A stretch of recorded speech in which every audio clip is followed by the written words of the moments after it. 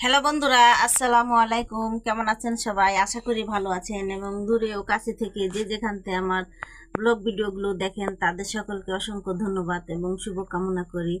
এবং আমি আপনাদের শুভকামনা করি এবং আপনারা সুস্থ থাকেন, ভালো থাকেন সেটাই চাই। আর এখন আমি প্রত্যেক দিনের মতো আপনাদের মাঝে নতুন একটি রেসিপি নিয়ে এসেছি রান্না।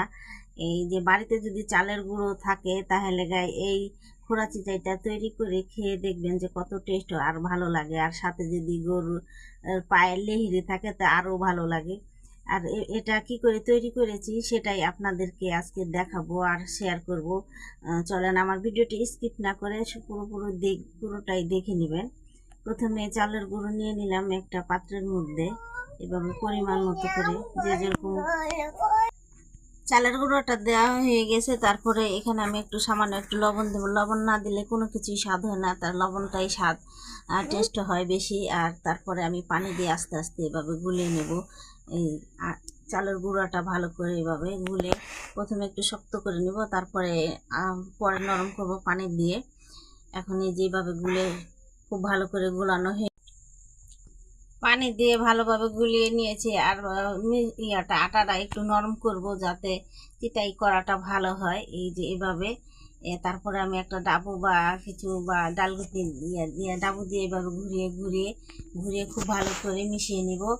আর এই মিশ্রণটা যতক্ষণ পর্যন্ত না একটু হালকা আঠা ধরবে সে পর্যন্ত লাড়তে এভাবে ঘুরিয়ে ঘুরিয়ে নিব। ঘোরানো হয়ে গেছে, যে আমার মিশ্রণটা তৈরি করা হয়ে গেছে। যদি পানি লাগে পরবর্তীতে পানি দিব, আর না লাগলে তো দিব না। এই যে একটু পাতলা করব, তাহলে খুঁড়া চিতাইটা করতে সুবিধা হয় আর ভালো হয় করাটা। এখন আমি একটা মাটির খোলা বসিয়ে দিলাম চুলার মধ্যে। খোলাটা গরম হলে তারপরে আমি এই এই মিশ্রণটায় যে চালের আটাটা যে আমি গুলিয়ে রেখেছি গুলাটা, তখন এইভাবে বেশি করে একটু ঢেলে দিব।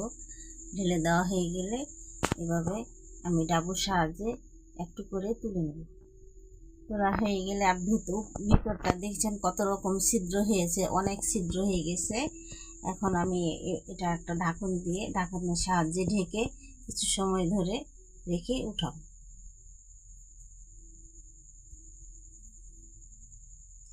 এখন ঢাকনটা উঠিয়ে দেখেছি যে হয়ে গেছে, তারপরে আমি একটা উঠিয়ে নেব। এখন এই খোলা